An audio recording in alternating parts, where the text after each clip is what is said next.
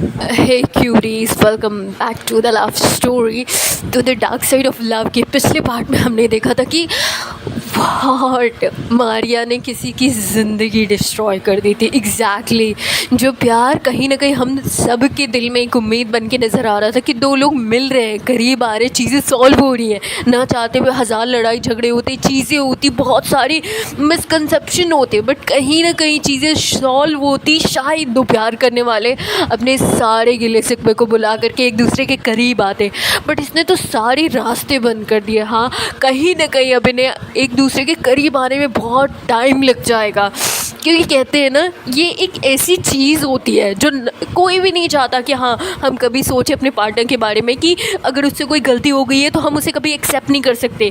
हाँ, इसलिए क्योंकि उसमें उसकी मर्ज़ी नहीं थी, हम एक बार को अवॉइड कर देते हैं। लेकिन जब हमें पता हमारा पार्टनर कहीं ना कहीं उस चीज़ में इन्वॉल्व था, हम चाह करके भी नहीं मना कर पाते। और हमारी कृतिका की वही हालत हो चुकी थी।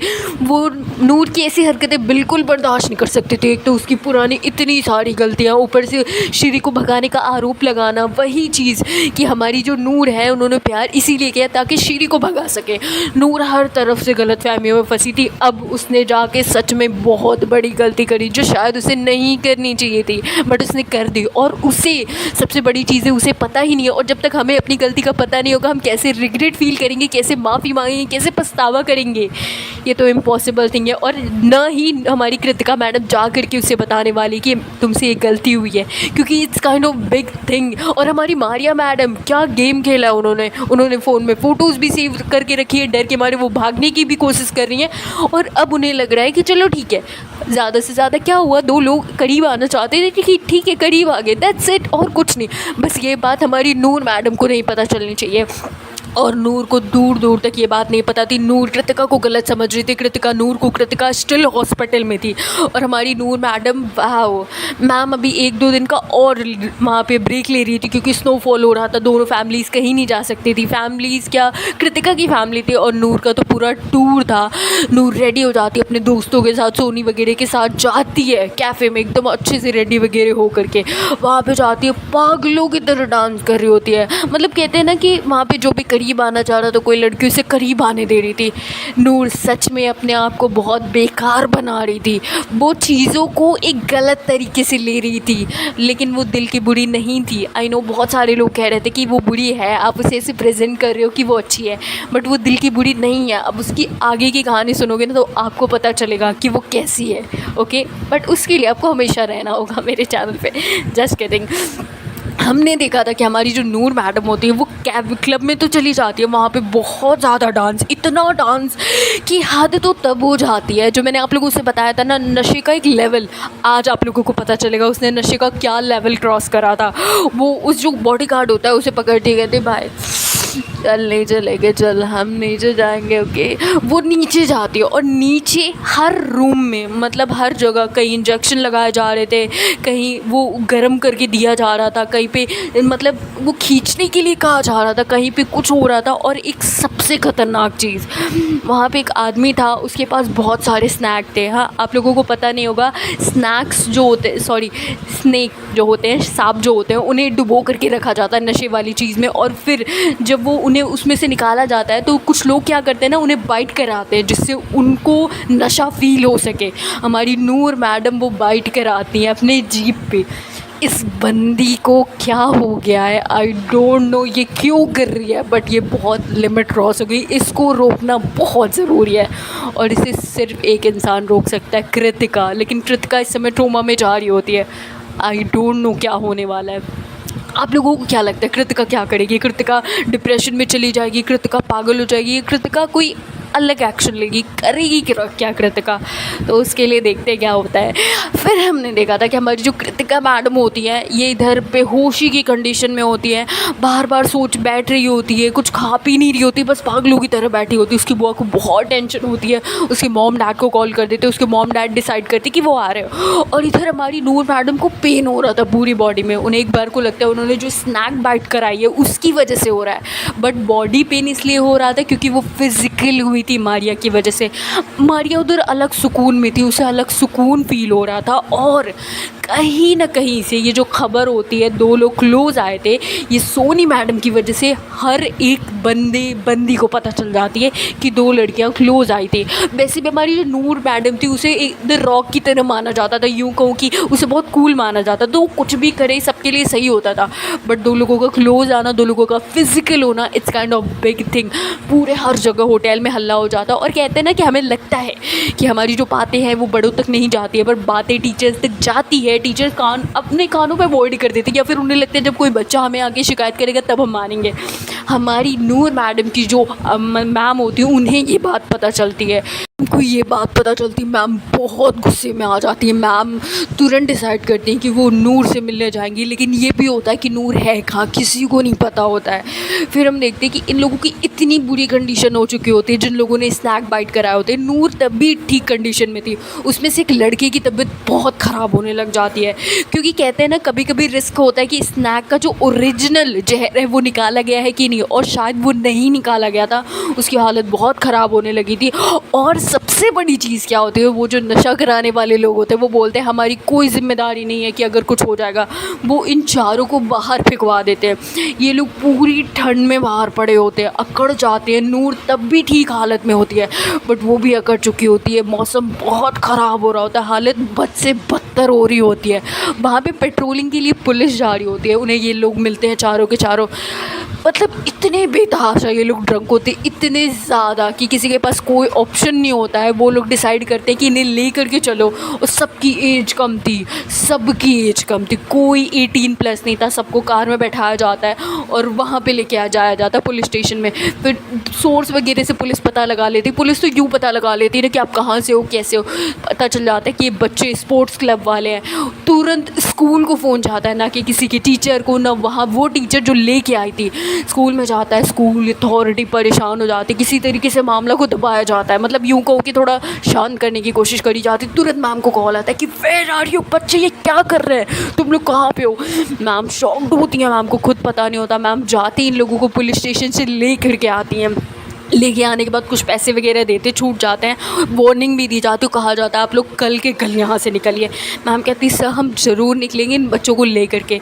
देन हम देखते हैं मैम क्या करती हैं, सारे जितने बच्चे होते हैं सबको कहती है अपने अपने रूम में, और बाकी 4 जो लोग होते हैं उन्हें ले करके मैम एक रूम में जाती हैं और कहती है 4 में से 4 मतलब बेहोशी की हालत में होते, इतने नशे में होते हैं। एक जिसको स्नैक बाइट हुई थी उसे किसी तरीके से बचा लेते पुलिस वाले, वो सेफ़ रहता है, उसे सुला दिया जाता है। 3 लोग रहते हैं। मैम तीनों को चेयर पे बैठाती हैं।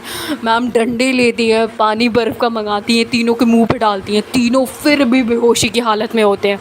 सोनी तब भी ठीक कंडीशन में थी, बट वो भी बोल नहीं पा रही थी क्योंकि उसने भी स्नैक बाइट वाला वो जहर लिया था। कहते हैं ना क्रेज़ बहुत होता है कि हम भी ये करेंगे, हम भी, पता नहीं है जान भी जा सकती है बट वो करना है।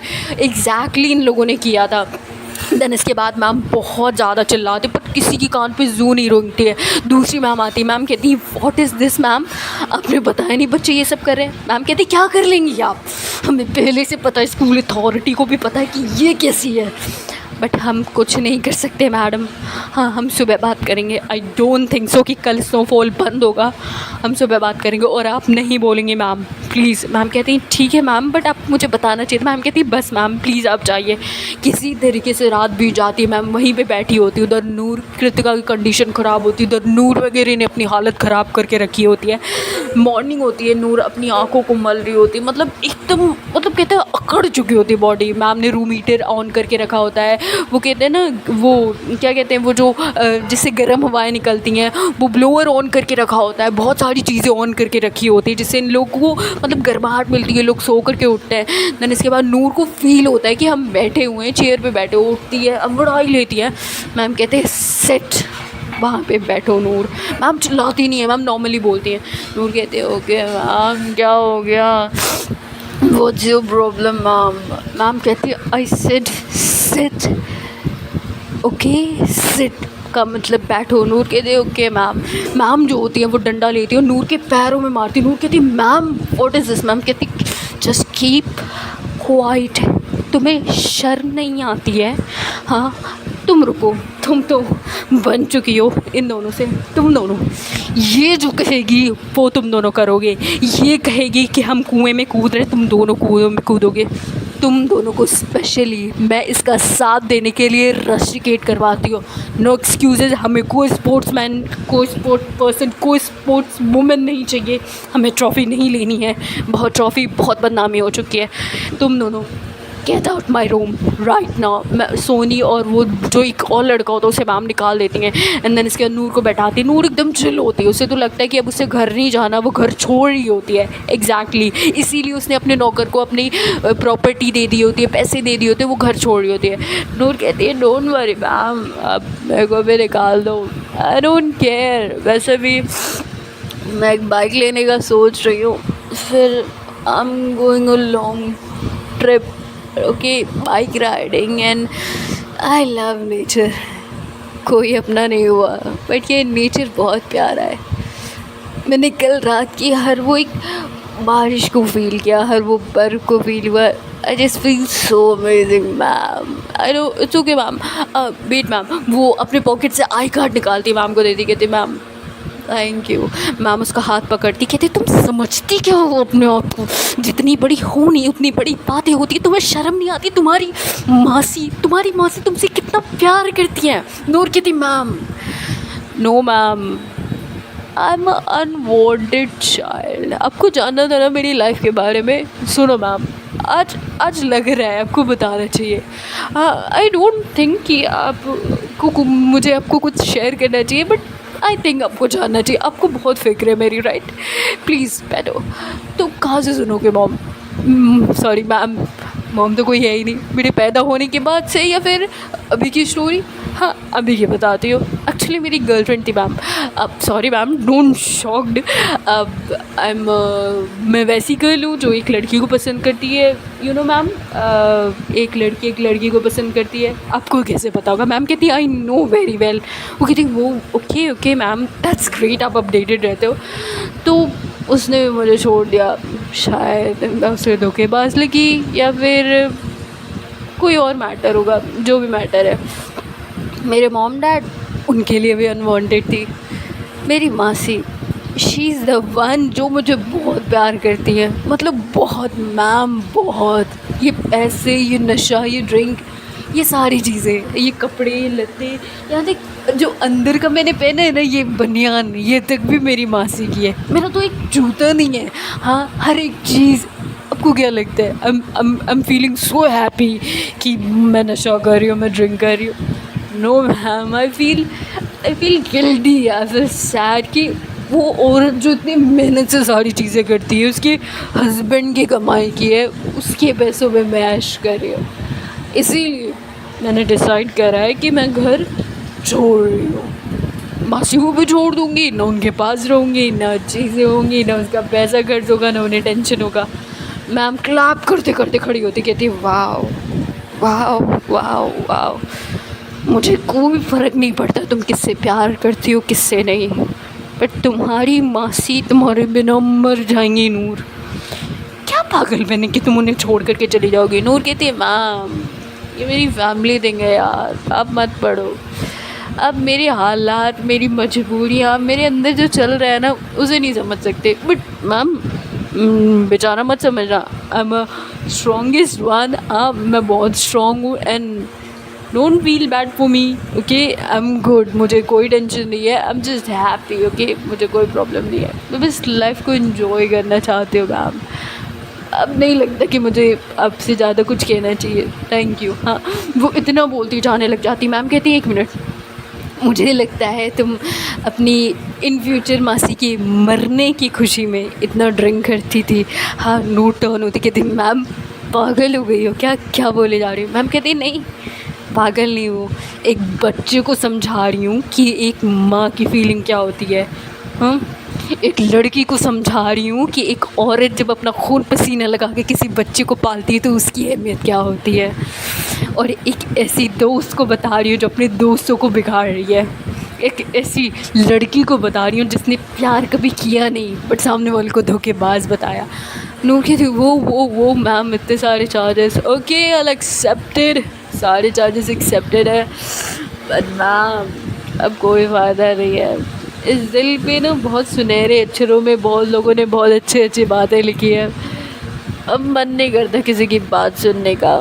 Thank you ma'am and thank you, अपना आशीर्वाद बनाए रखना। That's great. I am leaving ma'am, take care. Ma'am कहती है ठीक है। मैम कहती है तुम्हें जाना है ना, ठीक है जाओ, बट एक बात याद रखो, तुम जैसे लोग पैदा होने के लायक नहीं हैं, नाली के कीड़े जैसे हो। मैं एक टीचर हूँ, मैं सारे बच्चों को इक्वली देखती हूँ, मुझे ऐसे कभी नहीं कहना चाहिए, बट मैंने तुमसे गंदा, तुमसे बेकार इंसान नहीं देखा। हाँ, नूर तुरंत टर्न होती है, डोर बंद करती है, कहती मुझसे गंदा, मुझसे बेकार। अरे देख भी नहीं सकते यार, देख भी नहीं सकते। क्या जानते हो मैम, क्या हाँ गंदा इंसान अपनी मर्ज़ी से बनता है क्या? हाँ, ड्रिंक करना मुझे पसंद है इसलिए पीती हूँ क्या? मैम आपने कभी पिए? एक सिप लो, आपको फील होगा कितना कड़वा होता है।